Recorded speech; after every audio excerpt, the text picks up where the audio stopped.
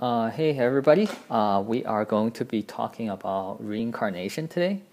So I'm going to divide this segment into two parts. Number one, I'm going to talk about how it works. And number two, I'm going to talk about the scientific research evidence behind the study of reincarnation. So, how reincarnation works. All right, so you guys ready to know the secret of the underworld? All right, so reincarnation. Some macro perspective. What does our soul want? I do believe we have a soul. And the purpose of the soul is to be close to God. What does that mean? The purpose of the soul is to reach the understanding that it is one with the greater universe, and therefore it achieves this by reborning over and over again. And each time it's reborn, hopefully throughout a lifetime, it will learn something new to rid itself of its sin. Sin is, I guess, a religious word. Really, what it does is that for each cycle, it gets rid of some of its ignorance.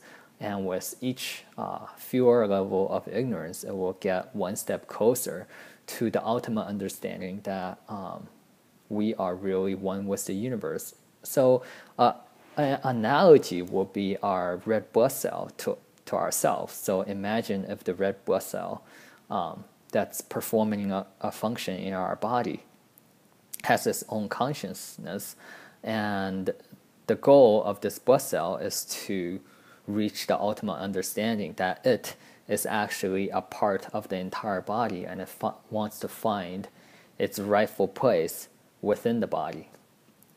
So supposedly how it works is that when a woman is pregnant with a child, the soul becomes increasingly attached to the fetus.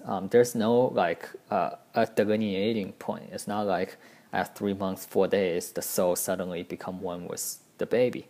It's a long 9 months gestation period in which the soul become more and more attached to the fetus until birth. Until the fetus takes its first breath, then the soul become totally attached to the fetus. This is actually, interestingly, this is what the Jews believe in too, in which a baby is not an infant, a fetus is not considered a human being until it takes its first breath. So maybe the ancient Jews know something that we don't know now. So the soul wants to rid of itself of ignorance. Ultimately, after the reincarnation cycle stops, we should be we should be a very perfect, loving human being. Jesus as an example.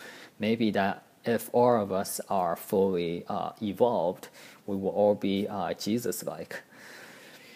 But the question goes through then, if we know what the end goal is, if we know the end goal is to become, it's the willful surrendering of your free will, why do we need so many lifetimes to do that? I'm going to explain more about the willful surrender of the free will later. But the reason we have to go through this many cycles is that simply knowing the end goal and fully capable of absorbing and understanding the end goal is totally different. I just told you what the end goal is. The end goal is to become one with God again. It doesn't mean that, I know what the goal is. Doesn't mean that I will be able to fully appreciate it and understand it. So our lifetime, these whole hassle of going through lifetimes over and over again is really to truly personally absorbed this message of oneness with God.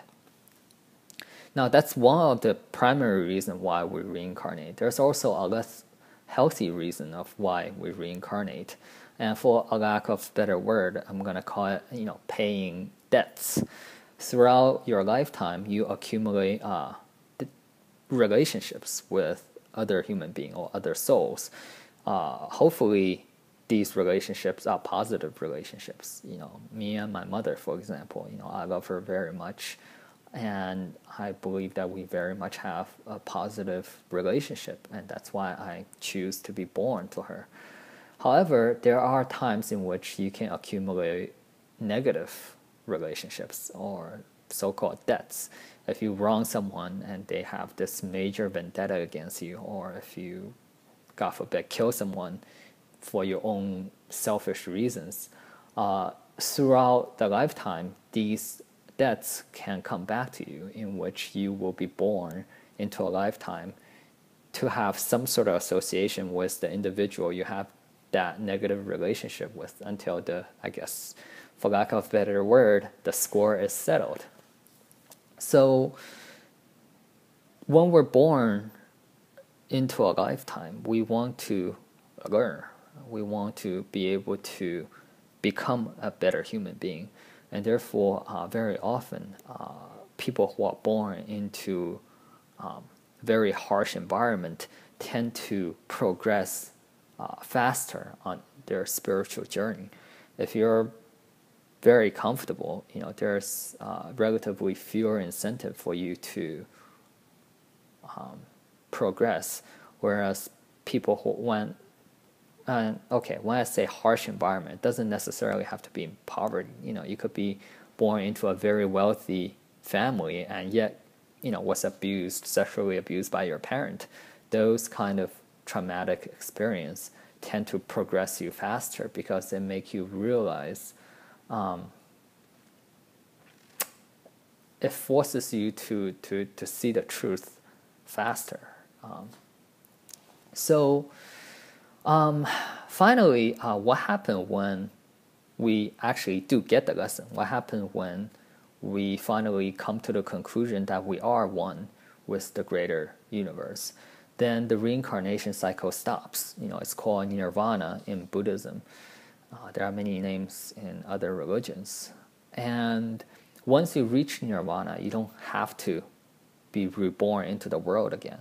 Buddhists see the world as inherently painful. It's a world of suffering, because without being born into the world, it's a lot more comfortable, I guess.